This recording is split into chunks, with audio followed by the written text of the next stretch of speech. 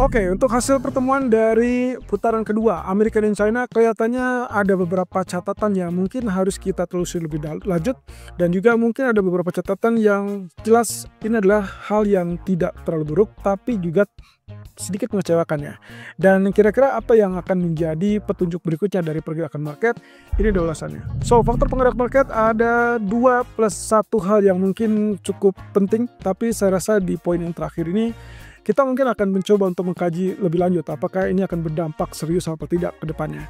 Oke, yang pertama adalah terkait dengan US-China Trade Deal alias kesepakatan ataupun pertemuan untuk pembahasan kesepakatan dagang antara Amerika dan China. Lanjut dengan putaran kedua yang berlanjut ke hari kedua di hari Selasa kemarin atau sampai tadi malam, kita sudah dapatkan hasil yang disampaikan oleh perwakilan dagang dari Amerika yaitu Howard Lutnick, dan juga dari China. Ini adalah wakil menteri perdagangan dari China. Oke, dari versi Amerika itu menyatakan bahwa kesepakatan pada dasarnya sudah mencapai kesepakatan untuk kerangka kerja mengimplementasikan hasil dari pertemuan yang pertama. Putaran pertama yang terjadi di Jenewa yang disebut juga konsensus Jenewa. Oke, yang sementara dari sisi versi Cinanya, mereka mengatakan bahwa dua pihak secara prinsip mencapai kesepakatan. Cukup menarik ya. Keduanya hanya mengatakan kesepakatan secara prinsip, secara mendasar, tapi tidak menjelaskan secara konkret ataupun detail terkait dengan kesepakatan ini. Nah, inilah yang akan menjadi pembahasan kita berikutnya. Oke, yang kedua adalah alasan terkait dengan World Bank. Ada apa dengan World Bank? Mereka mengeluarkan proyeksi pertumbuhan ekonomi yang terbaru dan ada kabar yang cukup jelek di situ. Kurang mengesankan dan agak sedikit mungkin bisa dikategorikan mengecewakan ya. Kaitannya dengan proyeksi pertumbuhan Amerika yang dipangkas menjadi 1,4%. Bukan hal yang bagus, tapi satu sisi Cina tetap diproyeksikan masih akan mengalami pertumbuhan sampai 4,5%. Nah, di kabar terakhir ini kita sering mendengar terkait dengan Trump yang mencoba untuk mengintervensi ataupun bahkan menekan Powell di sisi jabatannya sebagai ketua Fed untuk menurunkan suku bunga. Dan beberapa kali selalu terlihat bahwa Powell tetap bersikukuh bahwa mereka belum akan melakukan itu, dan Trump terlihat juga semakin kesal, dan juga semakin kesal. Nah, otomatis isu terkait dengan penggantian ketua Fed Jerome Powell itu semakin kuat, dan bahkan ini dihembuskan menjelang pertemuan FOMC minggu depan. Jadi cukup menarik. Ini hal yang mungkin akan kita bahas berikutnya. Ya, menurut saya juga ada kompetensi ataupun ada kepentingan dari keinginan Donald Trump. Dan saat ini ada isu yang diangkat yaitu kaitannya dengan Scott Bessent yang semula Menteri Keuangan yang sampai saat ini bisa dibilang sebagai orang nomor 1 di kursi pemerintahan Donald Trump, dan dikabarkan akan berpeluang untuk mengganti posisi Powell. Cukup menarik. Apakah itu akan terjadi apa tidak? Ya, kita lihat saja atau tunggu saja. Oke, hasil pertemuan dari Amerika dan juga China sebetulnya secara mendasar keduanya sepakat untuk kerangka kerja mengimplementasikan konsensus Jenewa. Apa itu? Kesepakatan di Jenewa yang waktu bulan Mei kemarin itulah kaitannya dengan menurunkan tarif sebesar 115% masing-masing secara total. Dan itu berarti Amerika mengurangi 145 menjadi 30% dan China dari 125 menjadi 10%. Oke. Kalau misalnya melihat dari apa yang disampaikan dari kedua belah pihak, sebetulnya bagi para ekonom dan juga termasuk investor tidak melihat ada perubahan yang signifikan dari pertemuan putaran kedua dibandingkan dengan putaran pertama. Kalau hanya mencetuskan terkait dengan sepakat untuk mengimplementasikan kesepakatan di putaran pertama, saya rasa saya juga setuju bahwa ini tidak menunjukkan ada semacam persetujuan ataupun kesepakatan yang dihasilkan dari putaran kedua itu. Artinya apa yang kemarin sempat disinggung terkait dengan harapan dari masing-masing pihak ya, kaitannya dengan mengurangi ataupun bahkan mencabut larangan ekspor chip dari Amerika ke China, atau sebaliknya larangan ekspor untuk rare earth mineral dari China ke Amerika, kelihatannya belum sampai ke poin itu, dan itu berarti mengecewakan. Ya, saya tidak bilang ini buruk. Bahkan para ekonom ataupun para pengamat menilai ini tidak buruk. Bukan hasil yang buruk, tapi juga bukan hasil yang menggembirakan. Jadi satu sisi dengan kekecewaan ini, tidak ada atau kurangnya detail dari masing-masing pihak menunjukkan ada semacam keraguan Bagi market tentunya melihat ada posisi di mana China, entah mungkin Amerika, kelihatannya masih keberatan untuk melakukan pengurangan untuk pencabutan itu. Ya, artinya di sini masih ada banyak progres ataupun PR yang menjadi catatan khusus dan mungkin kita akan lihat dalam beberapa bulan ke depan. Oke, berarti kuncinya di sini tidak ada penegasan tentang apakah akan ada pencabutan larangan ekspor dari masing-masing pihak atau tidak. Kalau lihat dari apa yang dilakukan, berarti ya putaran pertama jelas jauh lebih konkret, yaitu terkait dengan pencabutan ataupun pengurangan tarif. Tapi di putaran kedua ini kita tidak melihat itu. Yang kedua adalah kalaupun misalkan kita harus menunggu, maka yang paling memungkinkan adalah menunggu pernyataan dari Trump dan juga Xi Jinping. Ingat, poin utama yang saya ingin tekankan di sini adalah sangat penting dan jauh lebih penting bagi market adalah untuk mendengar kedua sisi atau kedua belah pihak. Jadi kalau misalkan hanya Trump yang katakanlah hanya mengklaim terkait dengan pertemuan itu adalah hasil yang menggembirakan, maka hati-hati, itu tidak akan terlalu sinkron ataupun tidak akan terlalu direspon oleh market. Karena kita sudah belajar dari pertemuan bulan Mei, itu tidak berhasil. Jadi yang diperlukan adalah komitmen ataupun kesepakatan dari kedua belah pihak dan pernyataan itu diklaim oleh kedua belah pihak. Sehingga hasilnya akan lebih sinkron dan kita akan melihat respon yang lebih fantastis. Ya, setidaknya untuk saat ini. Berarti mau tidak mau, jangan hanya menunggu Trump, tapi juga tunggu Xi Jinping. Kemudian juga yang jadi catatan khusus adalah tidak ada agenda pertemuan yang dijadwalkan untuk pertemuan berikutnya. Jadi fix. Di sini menilai kemungkinan potensi yang terjadi ataupun kesepakatan yang terjadi itu tidak lebih baru ataupun tidak lebih tajam dibandingkan putaran pertama.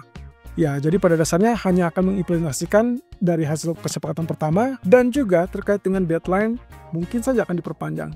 Semakin panjang tentunya semakin besar juga ketidakpastian. Oke, selanjutnya adalah terkait dengan World Bank yang memangkas proyeksi pertumbuhan global termasuk juga Amerika salah satunya yang dilihat adalah kemungkinan Amerika pertumbuhannya menjadi 1,4%. Oke, ini diturunkan kurang lebih dari proyeksi sebelumnya ya. Dia turunkan 0,9 percentage point, artinya ya, kalau misalkan lihat dari situ berarti yang semula 2,3 menjadi 1,4% dan itu sangat jompang dari apa yang terjadi di tahun sebelumnya. Kalau begitu, ini berarti tanda-tanda negatif terkait dengan pertumbuhan ekonomi dan mungkin slowdown ekonomi. Kemudian dari zona Eropa diperkirakan tumbuh 0,7% versus sebelumnya 1%. Sementara kalau lihat dari China itu dikatakan masih potensi untuk tumbuh 4,5% dengan alasan bahwa mereka masih menjalankan stimulus fiskal.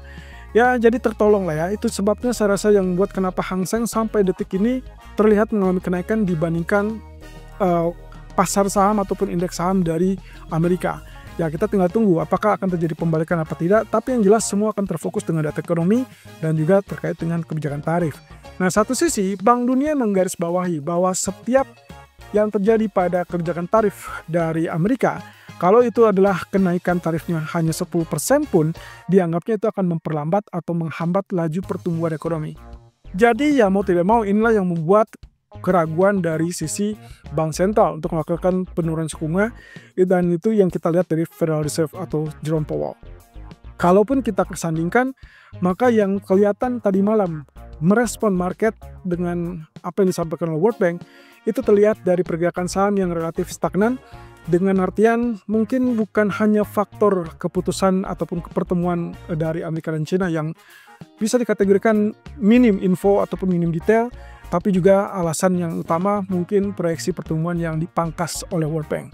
Dan itu yang terlihat dari sisi harga minyak. Kalau Anda lihat harga minyak yang sempat naik ke level $66 akibat harapan terkait dengan mungkin akan tercapai kesepakatan Amerika dan China, ternyata lanjut dengan pembalikan tertekan ke level $64 dan bahkan dengan pernyataan World Bank yang memangkas proyeksi pertumbuhan ini untuk semester kedua di tahun 2025, itu berarti menandakan ada kekhawatiran terbaru dari pasar minyak. Sehingga kalau kita sandingkan antara pasokan OPEC yang berpotensi bertambah sampai bulan Oktober mendatang versus dengan apa yang terjadi pada tingkat pertumbuhan ekonomi ataupun pertumbuhan ekonomi global, maka yang terancam adalah kemungkinan harga minyak akan relatif turun. Dan itu mungkin yang memang diharapkan oleh pasar ataupun yang diinginkan oleh Trump. Ya, artinya di sini pemangkasan proyeksi pertumbuhan itu bersifat negatif untuk ekonomi. Dan kita akan lihat nanti ke depan apakah saham akan cenderung turun apa tidak. Yang jelas, kemungkinan ini kaitannya dengan survei yang dilakukan oleh Reuters juga. Ternyata Reuters melakukan survei terhadap 105 ekonom dan hasilnya 59 dari 105 ekonom memperkirakan akan terjadi pemangkasan lanjutan dari Fed di kisaran bulan September. Nah, 59 ekonom ini melihat ada kemungkinan itu akan dilakukan di kuartal berikutnya. Berarti bukan di bulan Juni, bukan di bulan Juli. Ini berarti persis dengan apa yang kemarin kita bahas ya. Saya sempat menyinggung bahwa kemungkinan tidak akan ada terjadi penurunan suku bunga dari Federal Reserve di bulan Juni ataupun di bulan Juli. Tapi kita akan mungkin melihatnya starting from September. Dan itu pula yang kemarin sempat disampaikan oleh Citigroup ya. Bahwa mereka melihatnya adalah September, Oktober, dan Desember. Mereka melihat 3 kali. Sementara 60% atau lebih daripada 60% yang disurvei oleh Reuters mengatakan bahwa mereka mungkin melihat hanya sekitar 2 kali pemangkasan suku bunga. Ya apapun intinya di sini adalah data ekonomi sangat penting dan itu yang mungkin akan menjadikan rujukan. Nah, catatannya tambahannya begini teman-teman. Proyeksi pertumbuhan dengan versus inflasi yang mungkin akan kita hadapi. Jadi nantinya mungkin Fed akan dihadapkan pada 2 kendala. Apakah mereka akan mengatasi masalah perlambatan ekonomi, that means GDP ataupun laju pertumbuhan GDP, atau mungkin mereka akan menangani terkait dengan inflasi yang stagnan atau bahkan naik lebih tinggi, atau mungkin yang diharapkan adalah penurunan. Nah, pada dasarnya dengan melambatnya ekonomi, maka kemungkinan yang diharapkan adalah melambatnya permintaan, dan permintaan itu otomatis akan menekan kepada inflasi, sehingga efek dari tarif untuk menaikkan inflasi itu mungkin bisa diredam. Sehingga akhirnya keputusan untuk penurunan suku bunga dirasa bagi para ekonom sangat layak bisa terjadi di kuartal ataupun bahkan di semester berikutnya. Dan itu berarti Jackson Hole Symposium seharusnya akan menjadi isyarat penting bagi kita semua. Nah, Scott Bessent terkait dengan isu dicalonkannya dia atau bahkan bisa menjadi calon pengganti kuat dari kursi Federal Reserve. Yang cukup lucu adalah Scott Bessent sebagai Menteri Keuangan tiba-tiba akan beralih kepada kursi kepemimpinan dari Fed atau ketua Fed. Satu sisi kalau misalkan melirik dari apa yang dikatakan oleh Scott Bessent, dia merasa bahwa posisi dia saat ini adalah posisi yang paling kuat dan juga bisa dibilang pekerjaan yang lebih menantang, yaitu jabatan sebagai Menteri Keuangan. Jadi apakah nanti Scott Bessent benar-benar akan dialihkan menjadi ketua Fed? Kita tinggal tunggu apa yang diinstruksikan oleh Donald Trump. Satu sisi, kenapa muncul nama Scott Bessent dibandingkan nama seperti misalkan Kevin Walsh ataupun bahkan ya Menteri Perdagangan Howard Lutnick, atau mungkin bahkan Kevin Hassett, Direktur Dewan Ekonomi Nasional Gedung Putih. Ya, ternyata asut punya usut, Scott Bessent dicalonkan atau lebih kuat menjadi pencalonannya itu dikarenakan profil dia yang relatif lebih dekat dan sangat dipercaya oleh Donald Trump saat ini. Ya, apakah Trump akan merelakan Scott Bessent yang ada di tim ekonominya untuk masuk ke jajaran ketua Fed? Yang juga cukup menarik adalah kalau misalkan ternyata ini terjadi, sebetulnya plus minus. Positifnya, mungkin kita akan dapatkan kandidat yang lebih kuat dan mungkin secara profil juga relatif diterima oleh ya komunitas keuangan. Tapi di lain sisi, dengan adanya Scott Bessent beralih dari Menteri Keuangan menjadi ketua Fed, maka yang dipertanyakan adalah masalah independensi bank sentral yang notabene berarti market akan meragukan independensi tersebut dan bisa dikategorikan ini lebih bersifat politik daripada pertimbangan ekonomi. Jadi yang cukup menarik adalah respon market nantinya kalau misalkan ini betul-betul terwujud atau terjadi sebelum masa jabatan Powell berakhir, karena Powell masih punya masa jabatan sampai bulan Mei 2026.